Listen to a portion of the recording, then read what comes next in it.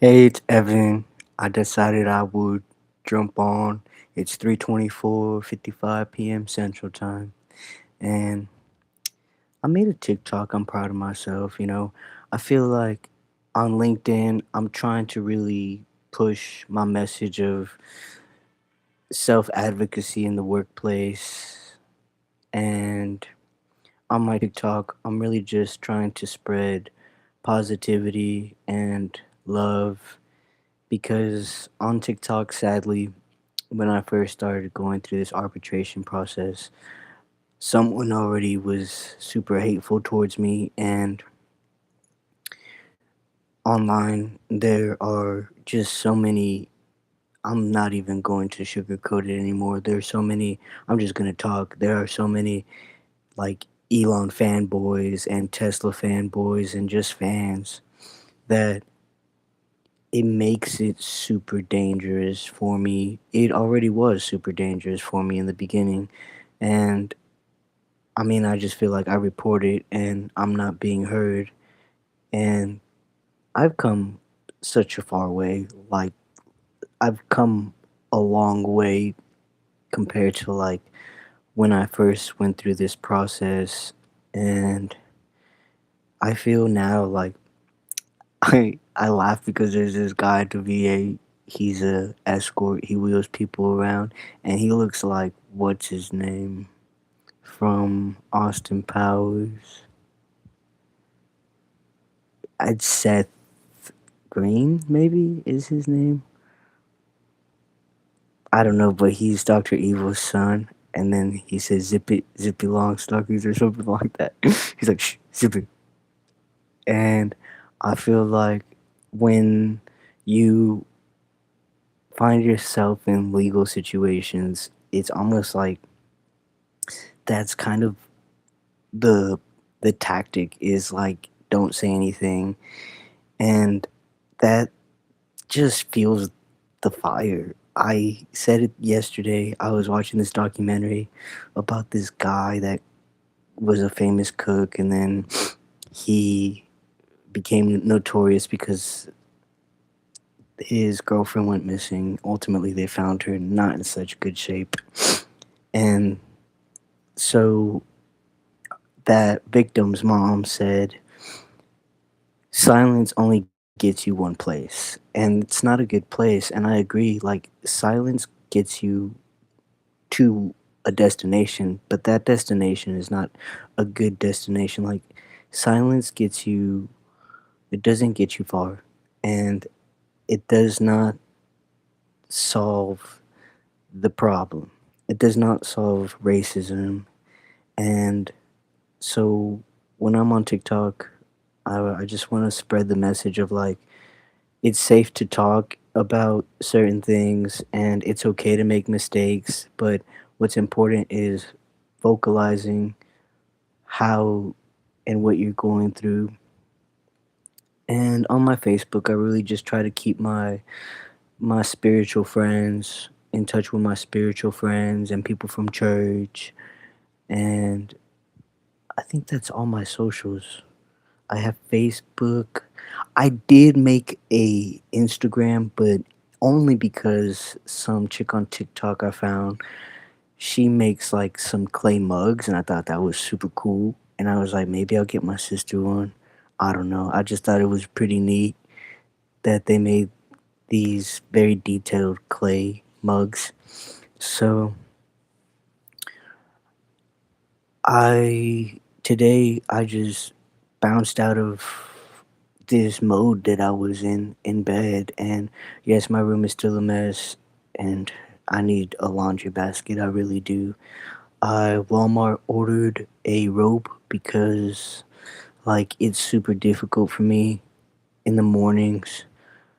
I jump ahead of myself and getting dressed is difficult and I just need to like ease my way into the restroom and back and not just rush because I feel like that's where I get stuck is preparing for my day and I just get super hard on myself. Like I just don't I can't get dressed like I used to get dressed, and for a very long time, I couldn't use my right shoulder. So I've learned to get dressed really with just one arm, get myself dressed. And I think that just gets me stuck. So I'm like, I'm just gonna lay here because it's just so much energy for me to get dressed by myself. And then I think it just turns into this whole thought process of like, I wouldn't be getting dressed by myself, or I wouldn't be struggling or worried about falling if the VA would just get their life together and put my care in place and I have my home health aid set up. And I wouldn't be struggling or fearing falling or falling out the shower, or have my portable ramp so I can get in and out of places if the VA would just get their life together at the hospital. But obviously, the system's corrupt and people employ things to their benefit and their political gain and do what they want, and it's when they want it to be done. So it sucks. That's how my brain processes things, real facts. And I wish it didn't. I wish I could just be dumb, but I'm not, sadly. So then I was like, okay, well, I know I'm just gonna fall into that mode of like, what's the point? So I was like, well, I'm not going to get anywhere because at this level of corruption, nobody does get anywhere. And I was laying in bed watching TV, and on the news they were like, "Oh, SpaceX and is public now," and I'm like, "I don't want to see this. This is my life, Like I live this daily. Why do I want to hear about it?" So I shut it off, and I was like, "Well, it's a start." I think that the message from how I experienced the message, I was like, "It's a start," and I think that hopefully this dynamic.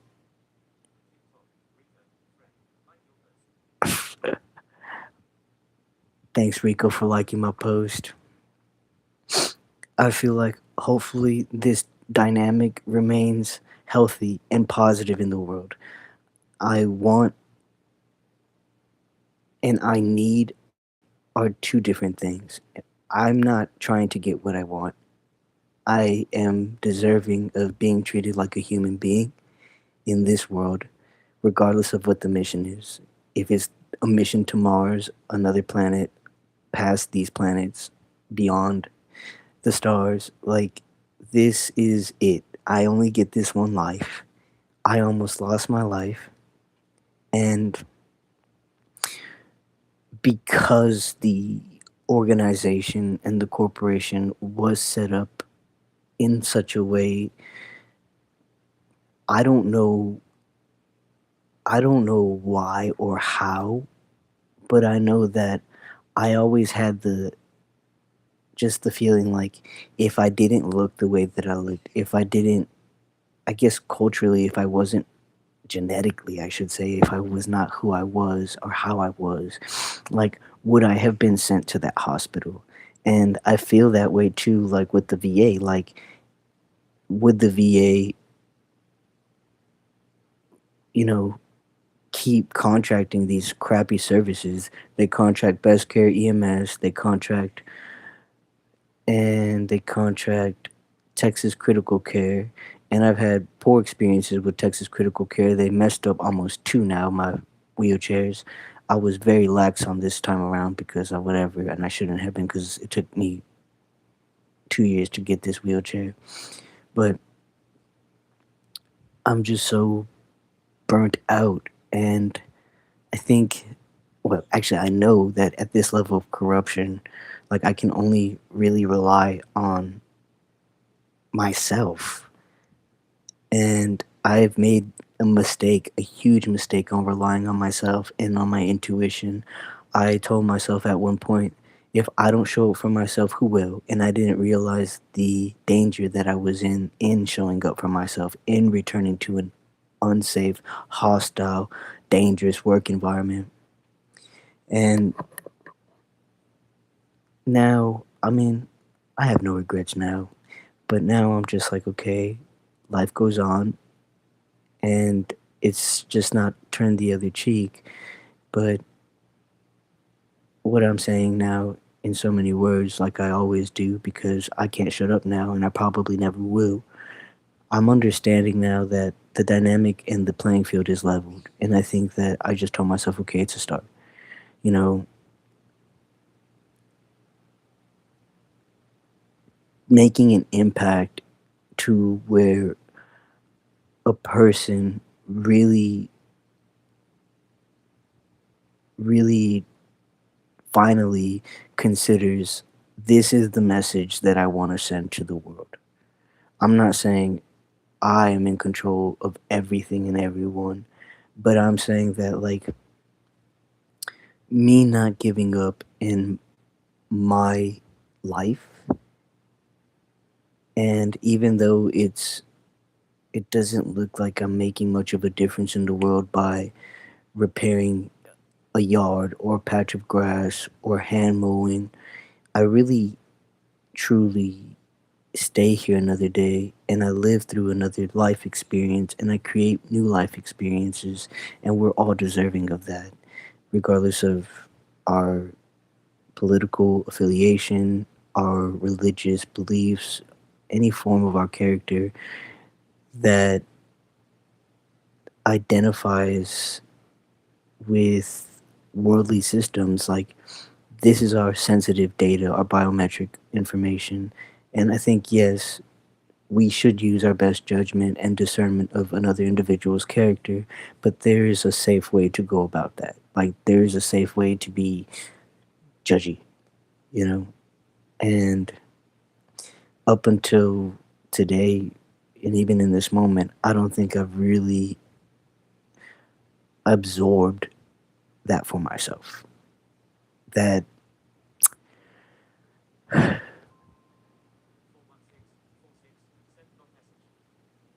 Walmart order's coming. What else did I order? I ordered eye masks. I ordered Capri Suns because it's super hot. I ordered powdered lemonade, pink lemonade because I like pink lemonade actually. And I like powder drinks. Like, I think it's such a jip and such a ripoff, especially with the Gatorade, the powder Gatorade. I've only found a good bargain on the powder Gatorade at Ollie's Bargains because, like, you get these teeny tiny bottles of Gatorade and you get charged like $11 a pack, or you, even if you get the 2 4, and I'm just like, wow, it's super pricey. You get gypped, and I'm just like, okay, if I get the powder for $10, even though it is like a huge purchase up front to $10, I can make pitchers and pitchers and pitchers of Gatorade. So I got the powder lemonade. I think that's all I got. Oh, I think I got some kind of snacks. I can't. Oh, I got the garlic. I don't know how to say it. Like the garlic chips, the rye bread garlic chips. Things are new to me now. A lot of things are new to me. Mm. And so I'm just bringing that energy into the world today. Like, I got out of bed and I was like, well, I'm not getting anywhere because people question me at every way, every avenue I take. People question me, or just like, I think that people, I mean, I don't know. I can only speculate from what I've experienced, but I think, like, people really speculate a person's tolerance to rejection, and I think that, oh, they say real game recognizes real game, and I think that, like, somebody like me, and I have heard Tupac Shakur's story and how he came into just naturally advocacy in his life was because his mother dedicated herself after these riots, police riots, and rioting her home. Like, he witnessed these things, these injustices, and I don't think that somebody like that, it's not necessarily that they understood rejection as they understood acceptance of how awful people can be treated. And I really, right now, resonate with what he said about Al Sharpton about, he's a sellout and he's a bigwig and he just made his way out the slums and went to the top, eating with the wealthy people, never coming back down to really help the people out. And I don't care who you are, what you say.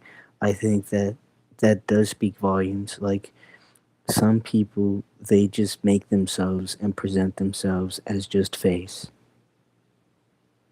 And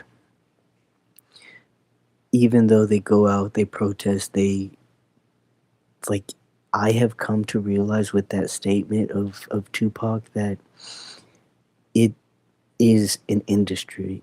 And for myself, I think that I have maybe been exposed to a discrimination of a sort that's maybe not common, but actually, I know it's not common because this is a different playing field. And that's my message. My message is this playing field no longer comes after the color of your skin, targets your data. It doesn't target anything other than your intelligence and who you are. So you can't put a voice to that. You can't put a skin color to that. You can only tag, I guess, data, yes, because that's all you really are. And the system is so torn to pieces that people's data is just disseminated on a grid that's controlled. It can be anything from commissary, food, groceries, gas, property, land that is already in an integrated internet or website or digital system, and people just mine this information and sell it, and it's like the abolition or I've been really studying like the abolishing. I guess I don't know how. I've been really trying to figure out how you use that word. It is abolishment of these things in a historical sense. They no longer apply, and so what I'm saying in an elaborate way is I think that so many say that they're misunderstood, and I don't think I've ever really come from that place. Had a roommate that was he lost his chicken nuggets, and he was always like, "No one understands me. I'm misunderstood. No one understands me. No one will ever understand me." And for me, it's like I have always been in such a place. Maybe it was my vanity that I was just, and I probably still am, like, I'm not meant for anyone to understand. I was not created for people to serve. I know so many people say, well, I'm here to serve others. No, I don't have that same, I don't have that same moral. Like, I don't believe that I was created to serve another person because I believe that people will always fail people. I was created because I was created by my creator to love my creator who created me and to live through whatever will and purpose my creator has for me, which is not to serve or be bound to another person.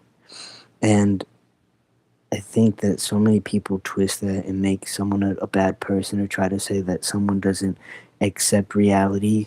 And my thing is like for a person who has known rejection since birth, that is natural.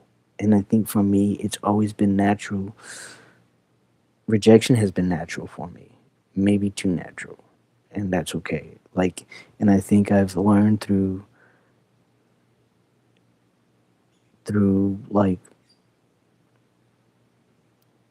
not questioning that rejection that I really understand that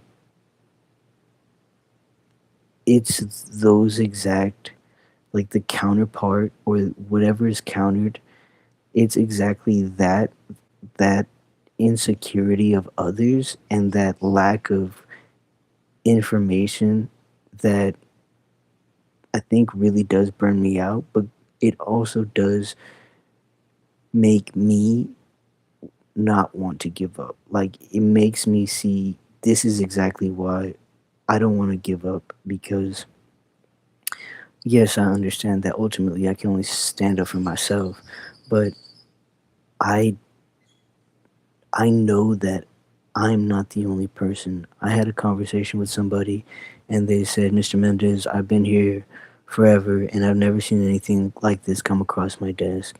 And I said, "Okay, well, I'm not making it up, right?" And obviously, I'm not making it up. So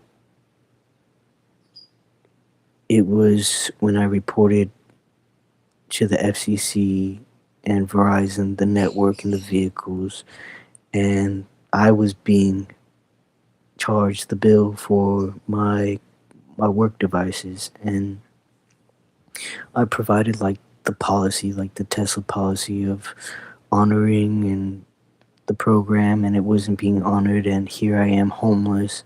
I can't pay for anything, and it's impacting my credit, and I can't get a house, I can't get a car, can't get a lot of things right now. And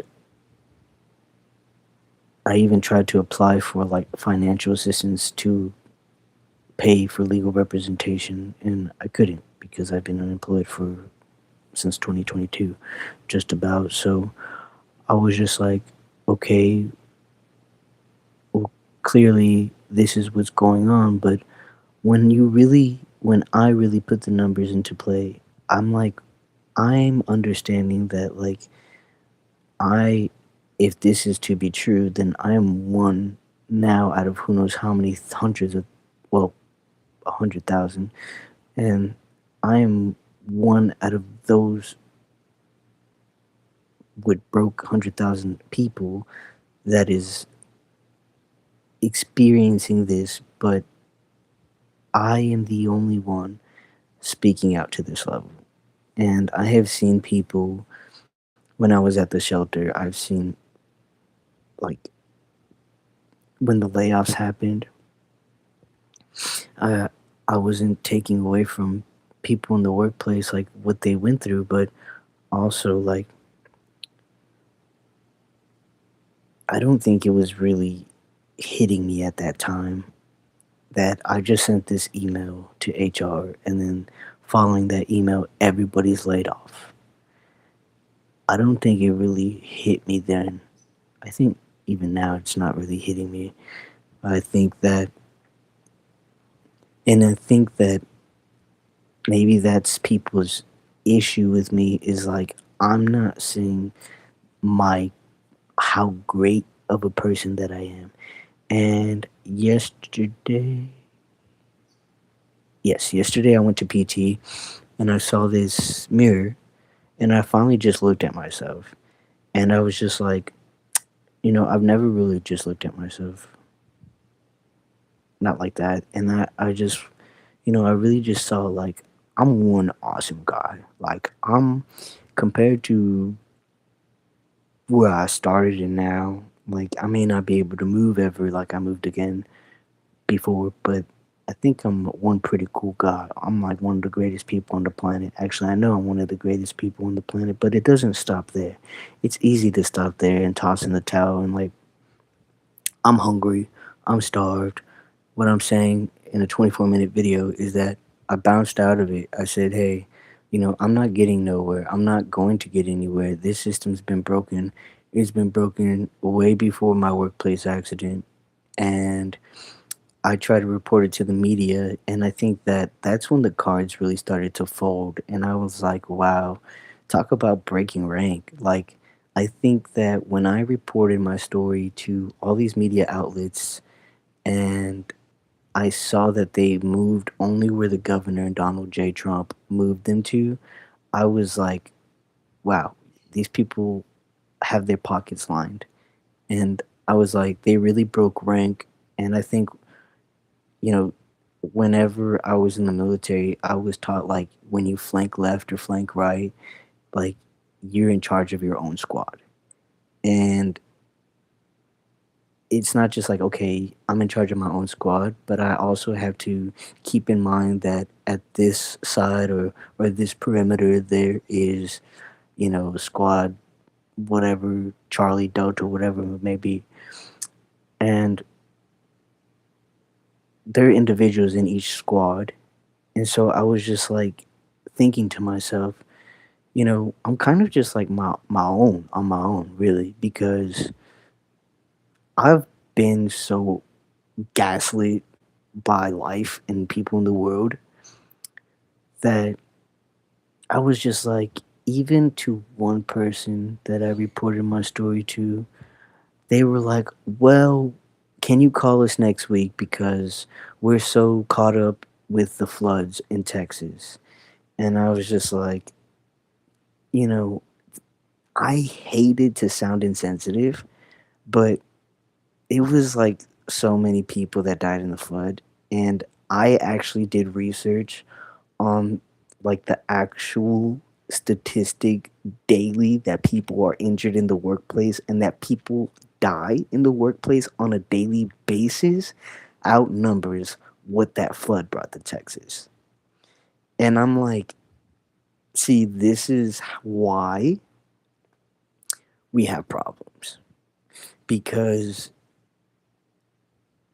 of the lining of pockets, you know, to spin misinformation. And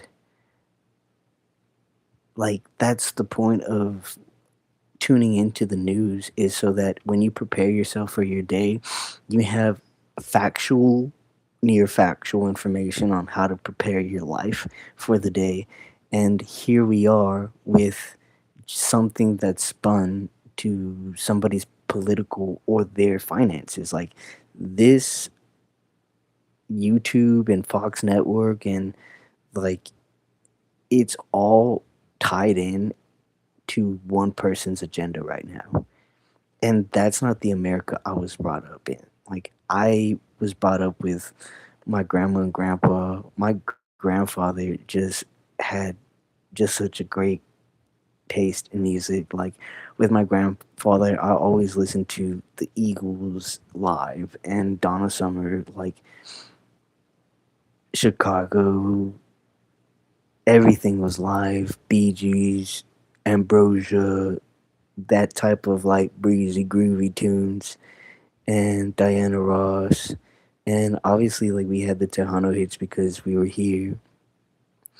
And I think that even here in Texas, like there's so many people that like I even it's like I would be going down another rabbit hole, but there's like what I touched on yesterday in my vlog is like there's this I some people say it's interfaith or intercultural like shame.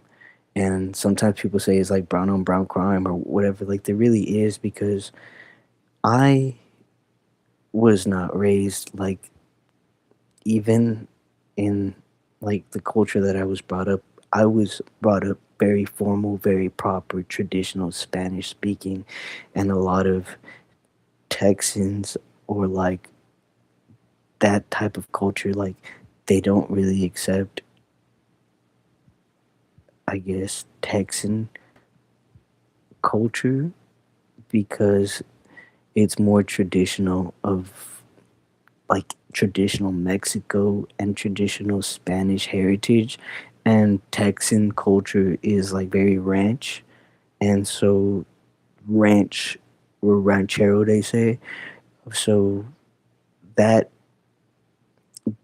I guess, those Tejano or ranchero type vibe people, if you want to call it, I don't know how else to put it. They speak a very broken, very slang Spanish. It's very like Spanglish slang. It's not traditional formal Spanish. And like a lot of people, they'll say like parqueaste, and like parqueaste is not a word. Or they'll say vaciaste, like to vacuum, or chequeaste. And these things are not words, but they talk that way. and I just was not brought up that way. My grandfather didn't speak that way. My grandfather spoke English fluently and Spanish fluently, and I don't know, one of my uncles spoke like 12 different languages, so I just learned how to speak proper to my grandparents. And I don't really comprehend how this form of communication, like my grandparents grew up and I grew up, like my grandparents always had the best music in the background, whether it was vinyl, cassette, whatever, even on VHS.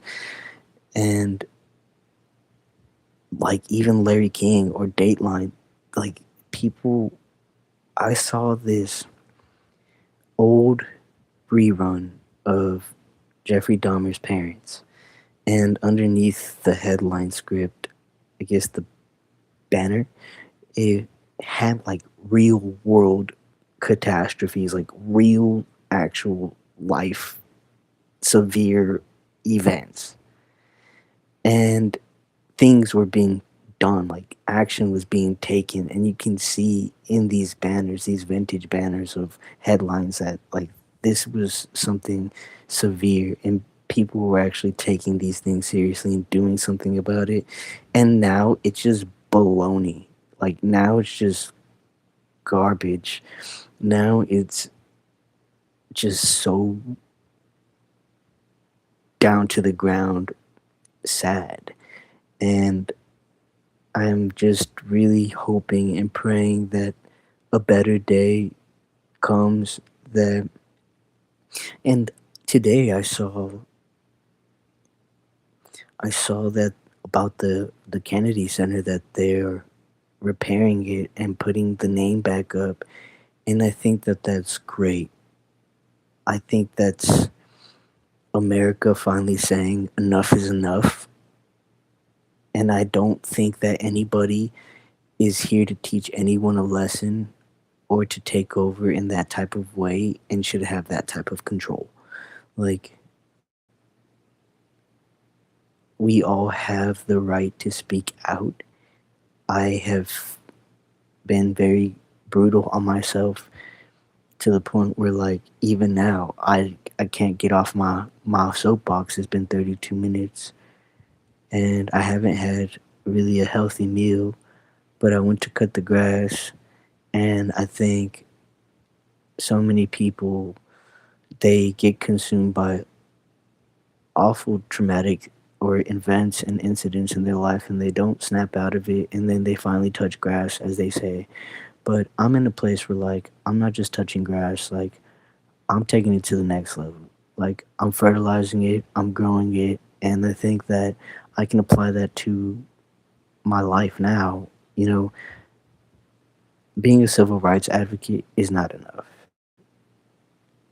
Being a spiritual leader encompasses all of those things. And I would say being a real role model is what I really aspire to be. I really aspire to be a brother that my sisters are proud of. I aspire to be a boyfriend that, yes, loving me has probably been one of the worst life events on their, what do you call those things? Those boards that people make? I don't know.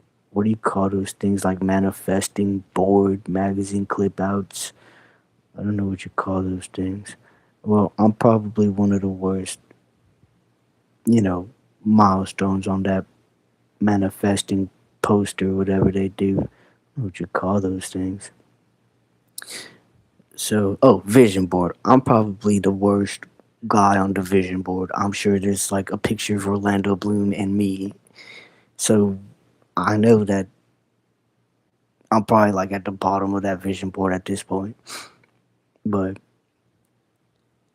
I feel like I would rather be a boyfriend that, you know, someone is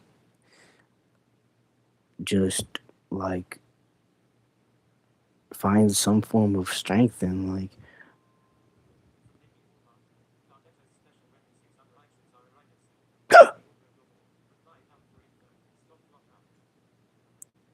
oh, that's what it's called, Gardettos. That's what I'm getting. I like crunchy snacks, even though my teeth are messed up. And even when I was mowing the lawn, I was struggling too. Like I can't really open my jaw. I don't know why. I guess we'll figure out soon why. Mm. So I'm sure that I am not somebody that's at the top of the vision board as a boyfriend. But I hope like when I find love that it's love that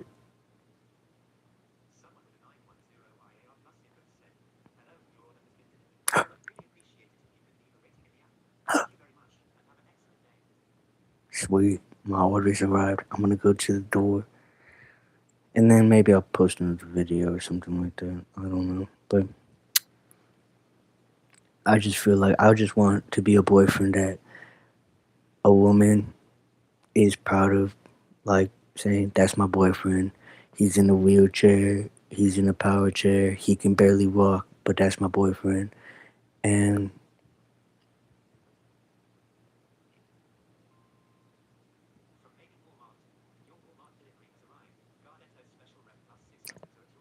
okay, peace out.